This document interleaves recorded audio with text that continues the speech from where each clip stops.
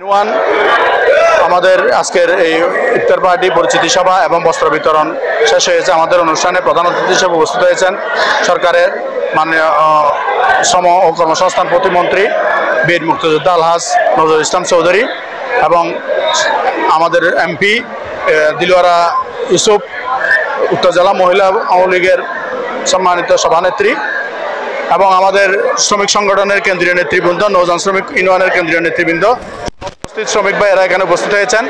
সবার আড়ম্বর উপস্থিতির মধ্য দিয়ে আজকে আমাদের এই শ্রমিক সমাবেশ, ইফতার মাহফিল এবং খাবার বস্ত্র বিতরণ আমরা যারা আমাদেরকে সহযোগিতা করেছে এবং এই অনুষ্ঠানে এসেছেন প্রত্যেককে ধন্যবাদ এবং কৃতজ্ঞতা জানাই।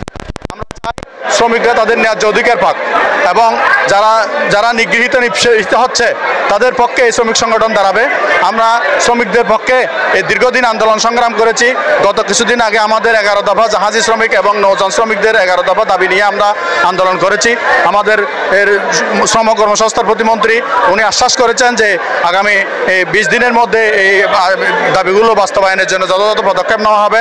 আমরা সেই আশ্বাসের ভিত্তিতে আমাদের কর্মবিরতি প্রত্যাহার করেছি এবং আমরা চাই এই শ্রম বান্ধব সরকারের মাধ্যমে জননেত্রী শেখ হাসিনার যে ভিশন, সেই ভিশন আমরা শ্রমিক সেক্টরে আমরা কার্যকর করে আমরা বাংলাদেশ আমাদের এই কমিটি 45 জন বিশিষ্ট কমিটি অনুমোদন হয়েছে।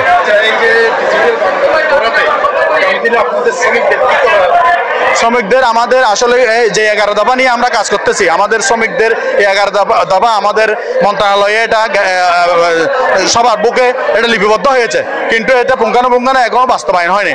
আমরা আমাদের এই 11 দফার ভিতরে আমাদের বর্তমান প্রেক্ষাপট অনুযায়ী সব দাবিগুলো আছে, সেই প্রেক্ষাপট অনুযায়ী দাবিগুলো আমরা বাস্তবায়ন চাই এবং এটার জন্য আমাদের শ্রমিকরা আমাদের আন্দোলন সংগ্রাম অর্জিত করেছে। সামনে যতদিন বাস্তবায়ন না হবে ততদিন পর্যন্ত চালিয়ে যাবে। আমায় আপনাদের মাধ্যমে দেশবাসীকে এবং আমার দেশের শ্রমিক সমাজকে ধন্যবাদ এবং কৃতজ্ঞতা জানাচ্ছি।